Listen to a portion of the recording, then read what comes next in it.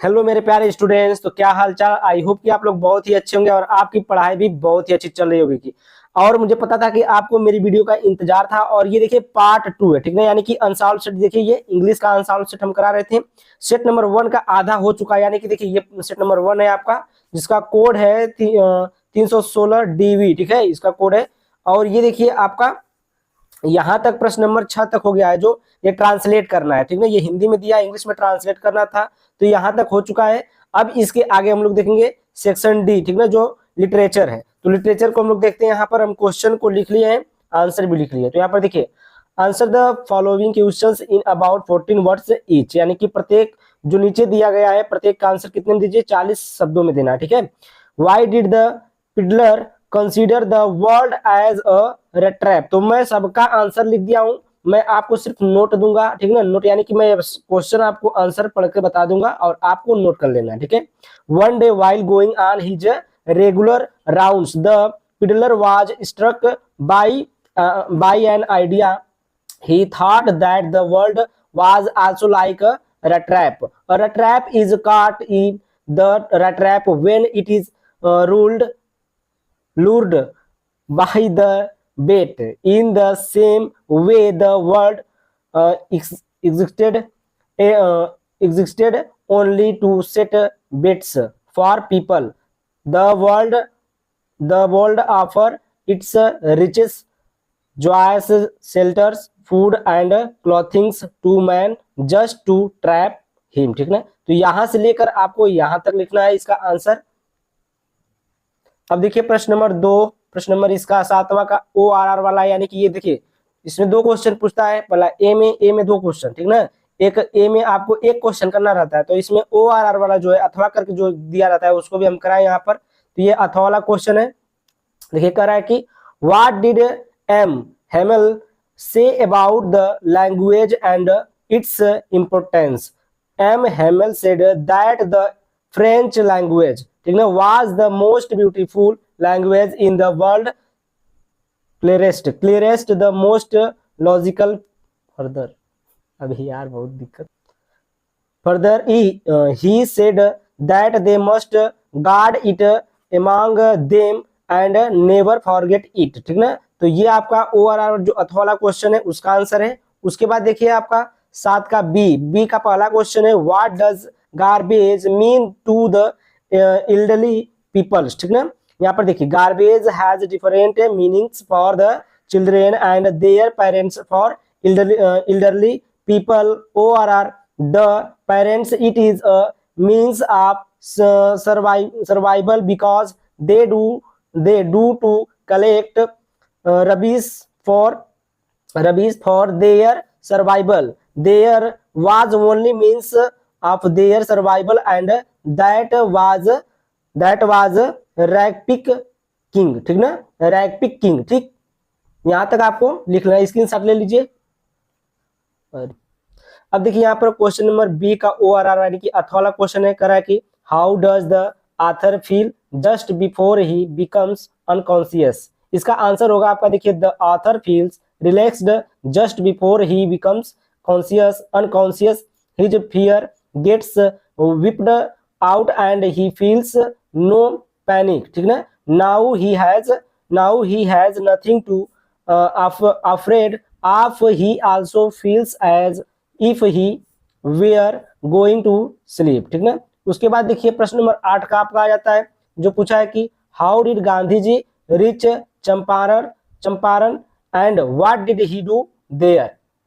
अब इसका देखिए आंसर है, Gandhi ji reached Champaran with Rajkumar Shukla, both of them boarded a train for the city of Patna in Bihar. Then there Shukla led him to the house of a lawyer named Rajendra Prasad, and after it Gandhiji decided to go first to Muzaffarpur, which was in route to Champaran. Gandhiji found there that the condition of the peasants was very miserable and the lawyers were collecting big big fee, fee का मतलब ज्यादा fees, big fee from the sharecroppers, Gandhi ji chided the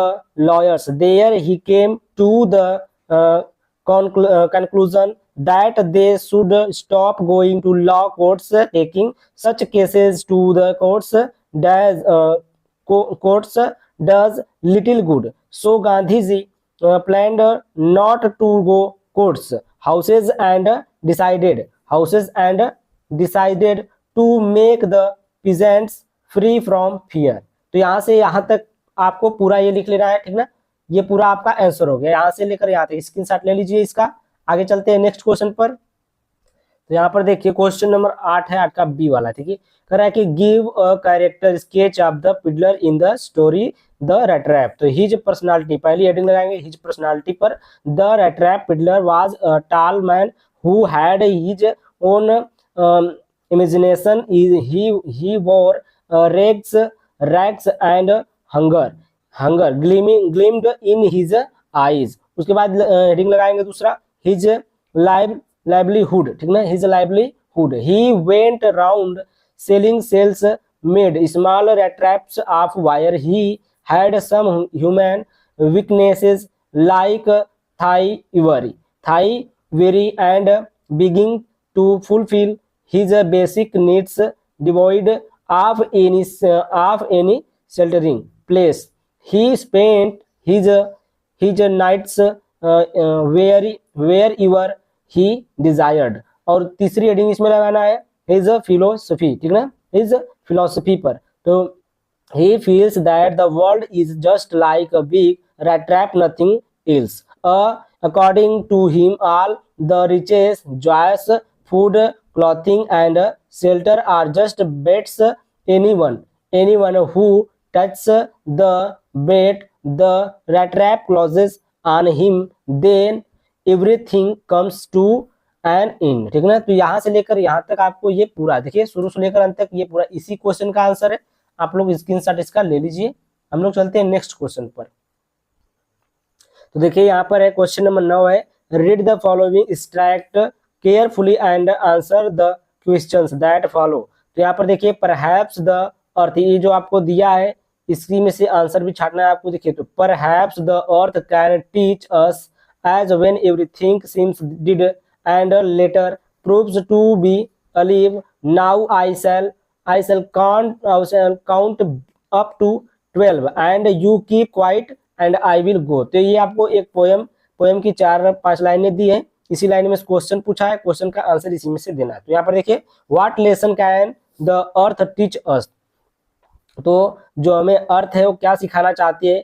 तो यहाँ पर देखिए perhaps the earth can teach us as when everything seems dead and later proves to be alive. तो यहाँ पर देखिए ये यहाँ से लेकर के पहला का आंसर है, यहाँ से लेकर के आपका यहाँ से लिख सकते हैं, ठीक है, यहाँ से लेकर के यहाँ तक ये इसका पहले का आंसर है, ठीक है।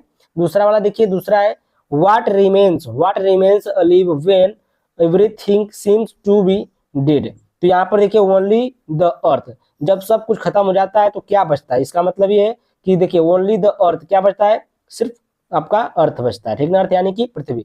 तो ओनली द अर्थ सिर्फ आगे लगा देना और सब वही क्वेश्चन निकालना है। तो remains alive when everything seems to be dead, ठीक। तो सभी के मरने के बाद हमारा केवल क्या रह जाती है, पृथ्वी रह जाती है। तो यहाँ पर देखिए तीसरा क्वेश्चन है what does the poet ask us to do. तो जो कवि है इस कविता में कवि क्या करने के लिए कह रहा है। तो देखिए द पोएट आस्क से यहाँ पर देखिए 5th फॉर्म लगा है अस टू कीप क्वाइट। तो हमें क्या कर रहा है, चुप रहने के लिए कह रहा है, ठीक है।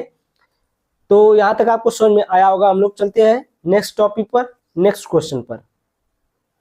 तो ये क्वेश्चन आपका क्वेश्चन नंबर 10 है। देखिए right the central idea of any one of the following poems. तो इसमें जो पोएम दिया हुआ है नीचे, इसमें से क्या करना है, एक पर सेंट्रल आइडिया लिखना है। तो देखिए पहला है माई मदर एट 66, दूसरा थिंग ऑफ ब्यूटी, तीसरा आपका ऑन्ट जेनिफर्स टाइगर्स। तो यहाँ पर हम पहले पर लिखे माई मदर ऑफ 66, यही वाला आसान, इसको भी आप लोग तैयार कर लीजिएगा।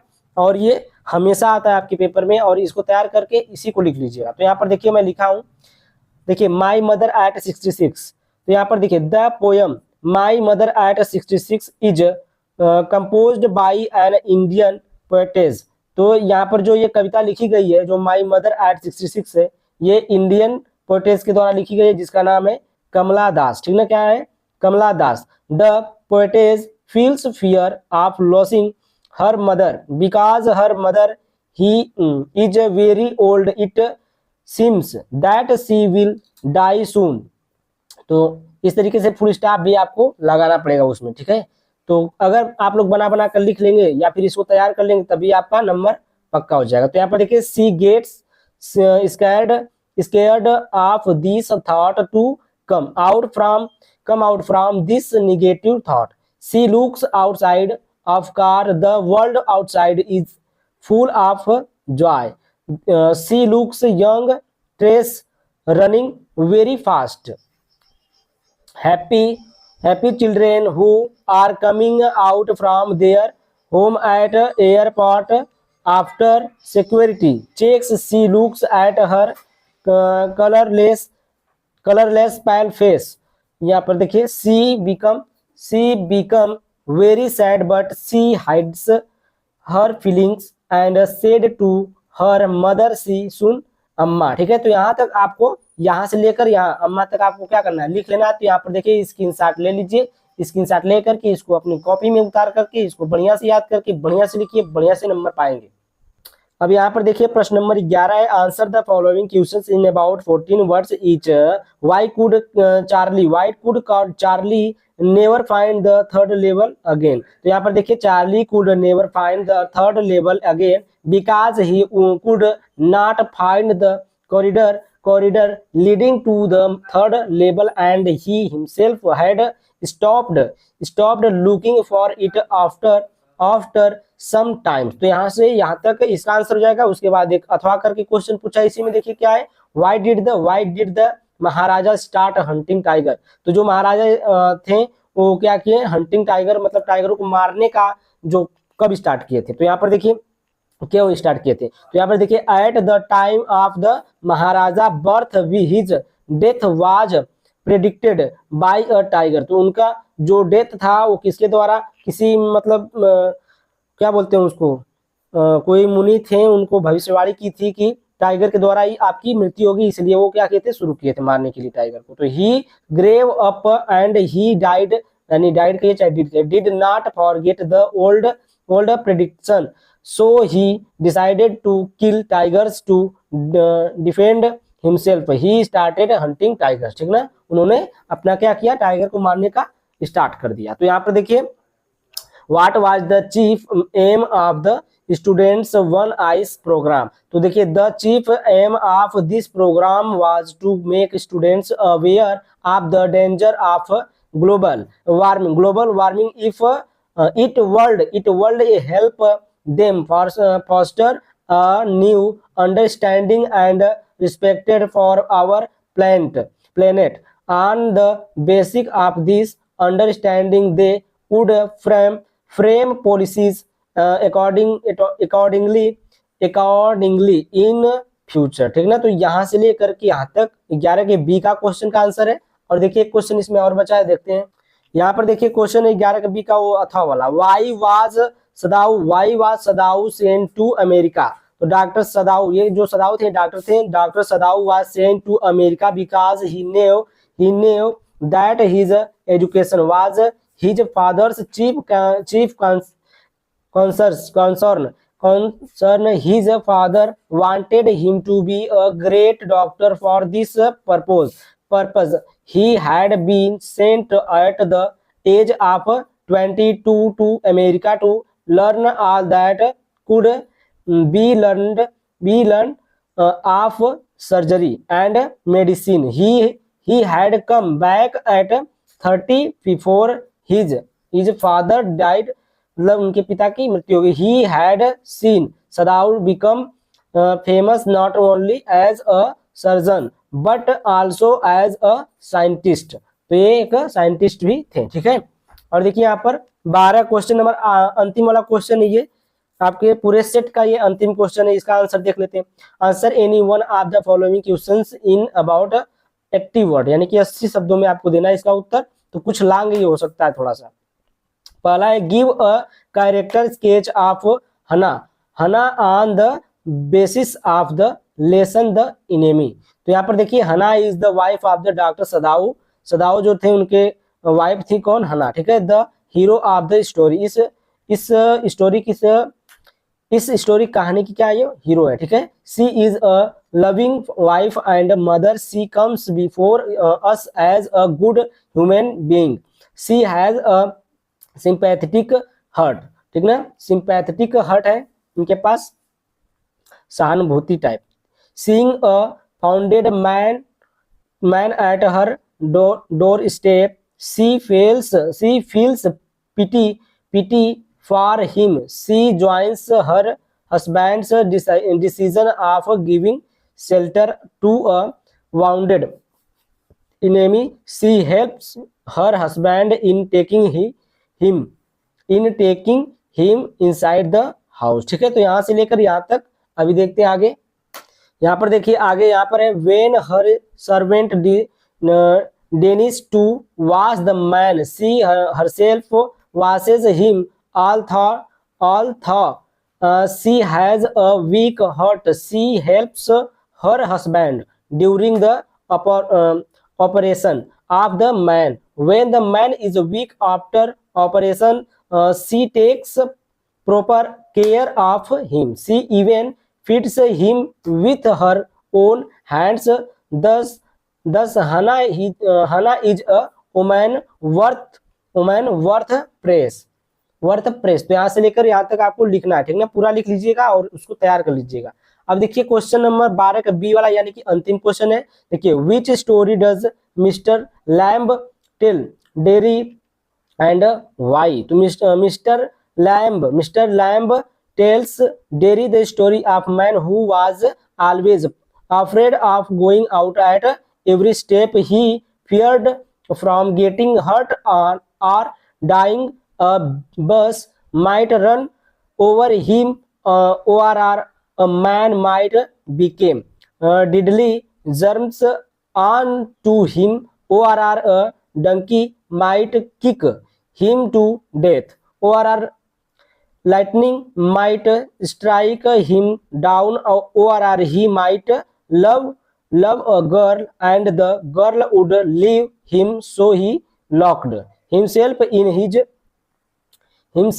his room and stayed in his bed, there a picture fell off the wall मतलब दीवार, ठीक ना, on to his head and killed him.